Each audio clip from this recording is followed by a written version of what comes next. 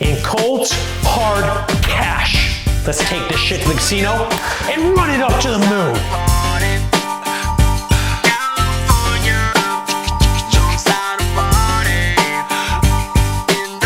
Wait, what the hell is going on? That's probably what you're wondering right now.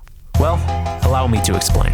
That devilishly handsome man right there, that's me, Henry, aka Locked In Poker. And that voluptuous stack of money right there, that shit's getting doubled at the poker tables tonight. We on the same page now? Good. Well, all right, let me actually explain. Past Henry, take it away. Thanks, Future Henry. 6 months ago, I was a pretty average college kid, going into my final year of business school. My life roadmap as a corporate slave was pretty much all but set up for me. Graduate, get a job, and then work for the rest of my life in a suit and tie sucking up to a bunch of losers. And I didn't really think much of it.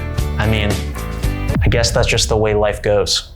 But then, I had a divine revelation. I like poker, and I also want to be rich as fuck. So what if I just play poker and get rich as fuck? It's a foolproof plan. And so I did just that. Over the summer, I dropped out of college, traveled the country, and made a shit ton of money. It was a perfect plan. So why am I in LA now? Well, my perfect plan was not so perfect by my parents. After making over 50K in less than 3 months, I just barely escaped getting disowned by them. And they're still far from happy with me.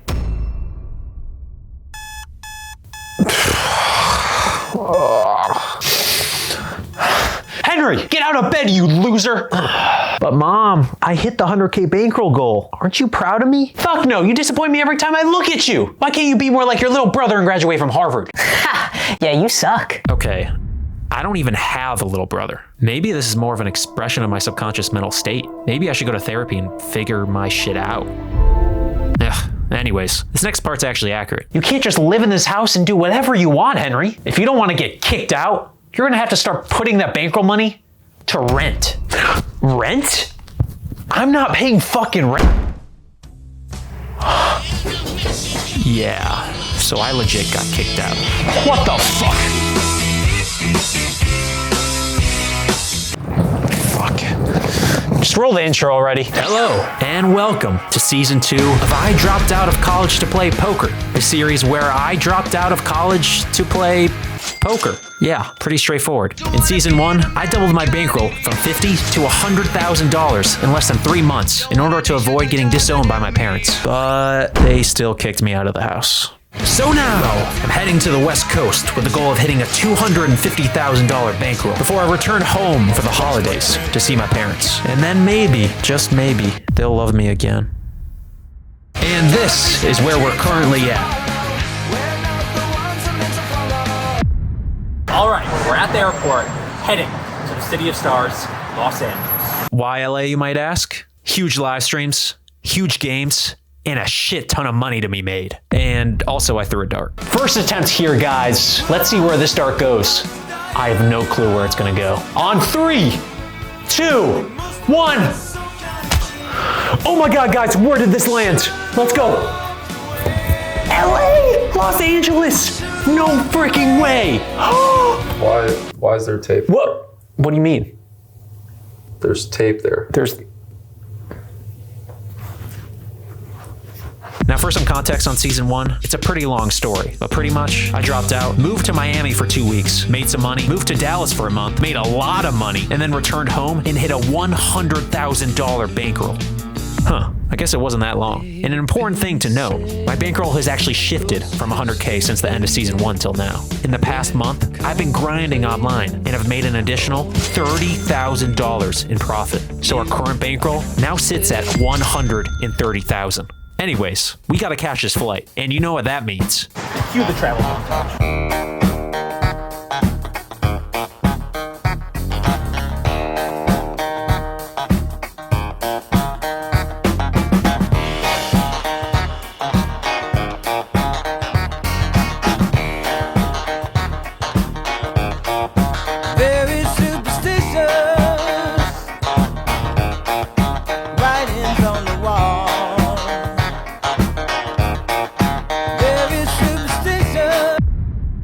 I just landed, got settled into this Airbnb here, and now I'm about to hit the tables with this 20K in cash. But before that, there are 3 goals that we need to set for the 3 weeks that we're here in LA. As stated earlier, our overall bankroll goal for season 2 is $250,000 by Thanksgiving. An ambitious goal, some might even say an impossible goal, but it's only impossible until someone does it. And so our first and most important goal is 3 weeks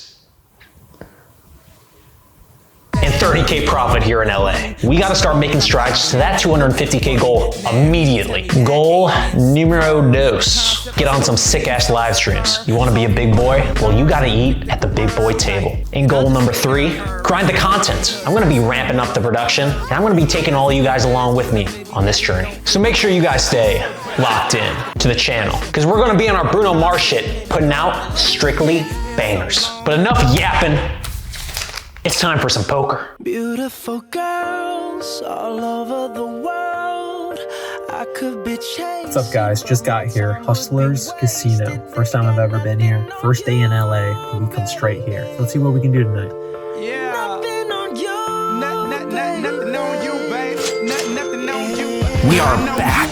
It's been too long since I last played some high stakes live poker, and so I don't care if it's my first night in LA and I'm running on no sleep, I'm hitting the tables. So we pull up to Hustler Casino for my debut and get put on a wait list for some 5-5 and 5-5-10 tables. And it takes us almost an hour for us to finally get called up to the 5-5 game. Now, I know I brought 20 racks to the casino, but that was more so just for dramatic effect. I mean, the table max of this first table was only 1,000, but that's okay. We get into the groove, winning some small pots for our first hour before we get moved to the main 5-5 game around 10:30 p.m. And in our first hand here, before I can even set up my camera, we get pocket queens. At this point in time, our stack is sitting at 1,600. In the under the gun +1 position, I raise it up to $30. The button calls, and then the small blind, who happens to be a woman, 3 bets to 150. Not that our opponent being a woman means anything. I mean, equal rights, equal fights. We're not showing any mercy. So we put in the 4 bet to 375. The button folds, and it's looking like an old-fashioned duel as a small blind calls, and we head to a flop with $800 in the middle. The flop comes King 10-5 rainbow. Not too great for us, but pretty damn good for our range. And so when the small blind checks it over to us, we c-bet for $150, which is about 20% a pot. The small blind thinks for a bit before simply putting in the call, and so we head to a turn, the 5 of spades. Shouldn't change anything, but this time when the small blind checks to us, we switch it up. It's nearly impossible to get 3 streets of value with this hand, and so in order to maximize our potential winnings in this pot, we check, opening the door for our opponent to bluff, or even value bet worse on the river. And so we head to a river, and the dealer's looking like that one friend who can't stop pulling 5s, because the river is another 5! A great run out for us. We now boat up, and only reasonably lose to a king or pocket 10s. And our master plan that we set on the turn comes to fruition as the small blind bets 550. We quickly call, and she flips over a worse boat, 10-9 of clubs. To be honest, I'm not quite sure what our opponent is doing here with that bet. Seems a little bit too thin, but I couldn't care less as I scoop up the $2,200 pot, winning our first big one here in LA. After this, we're sitting with $2,750 in our stack as we move tables again, this time up to the 5-5-10 game with a $1,500 max buy-in. This means I actually had to take $1,250 off of my stack and stash it in my backpack. But we get into the action quick with a massive PLO double board bomb pot. I duke it out versus a fellow at the table, building this pot up to 3,000 on the river. And then we just chopped it. Made $100 as we swiftly headed into our next hand, which ended up being our biggest hand of the night. And I didn't record it. Done it again, you dirty bastard! Look, I was posting on my IG story, make sure to go follow me, at the start of this hand. And so it was literally the only hand of this table that I didn't film. And yeah, of course it ends up being the biggest one. But we're still gonna cover it, obviously. You've got ace queen in the middle position and raise it up to $60. The big blind and $20 straddler both put in the call. So we head to a flop, multi-way, and it's a beautiful one. Queen, 6-3 rainbow. Top pair, top kicker. And my opponents are well aware of who the alpha in the room is as it checks around to me. I'm of course trying to build this pot up, so I put in a cool $60 c-bet. The big blind calls, and the straddler cowers away. Turn comes the 7 of diamonds. Improves a few hands for our opponent, but for the most part, I'm not sweating it. Thus, we size up our bet to 225. And once again, the big blind promptly calls. Now I was getting slightly worried by the pace at which he was calling, but have no fear, because the queen on the river is here. We upgraded trips and are feeling a whole lot better now, but this sense of comfort will quickly fade away. The big blind checks, and we bet $700 targeting worse trips or sticky pairs, but our opponent hits us with a dirty curveball as he snap jams. I look down at my stack and notice I only have 350 left. I realized my river size was horrible, as I should have just gone all in, or maybe bet a smaller size like 3/4 pot. But now, given the pot odds, I'm really only left with one option. My confidence has been stripped away as I hesitantly put in the call. Our opponent braggadociously flips over a queen and a jack. He's got worse trips, and we win the nearly $3,000 pot. We dodge a deadly bullet and scoop in a huge win despite our mistake. Our stack peaks at $2,900 before we get 3/4 in a $3,000 PLO double board bomb pot. So our stack drops down to $2,200. But remember, I've already stashed $1,250 when I was switching tables. So we are well in the green at this point in time. What's up, guys? We've been playing for 5 hours. I'm going off fumes right now. Didn't get much sleep last night. Obviously had the flight here. It was pretty long. I had to unpack. Haven't eaten much. Dehydrated.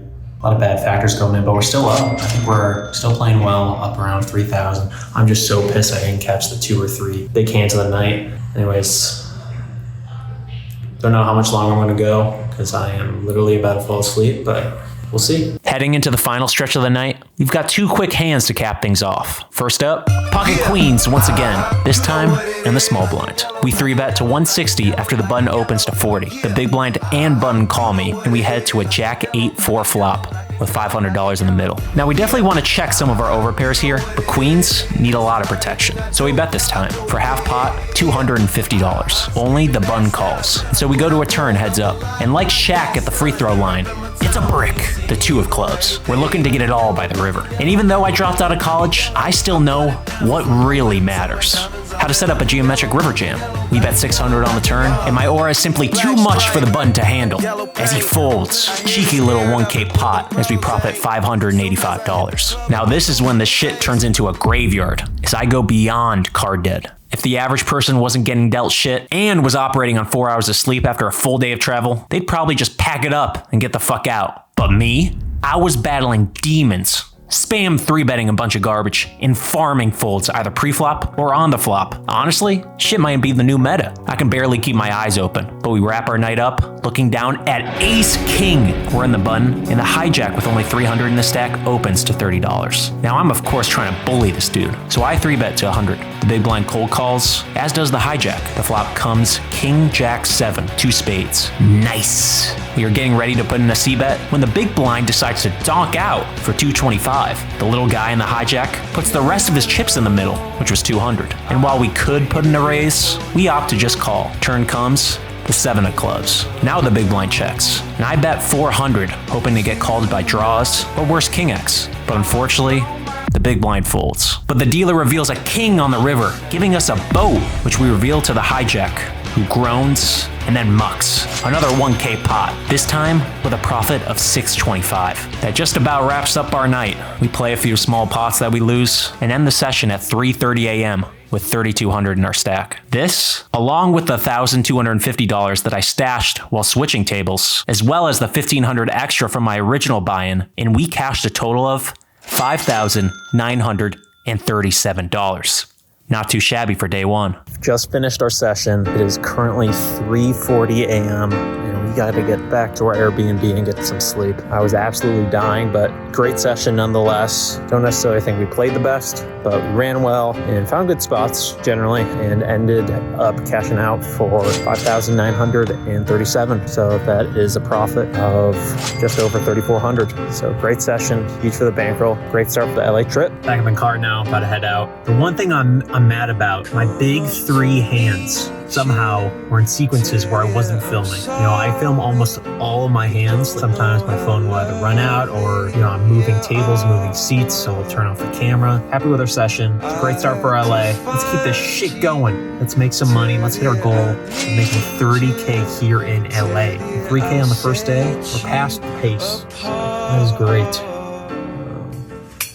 As you can tell, my brain's just fried. I can't even think right now. So I'm gonna get some sleep. Catch you in the morning. Yeah.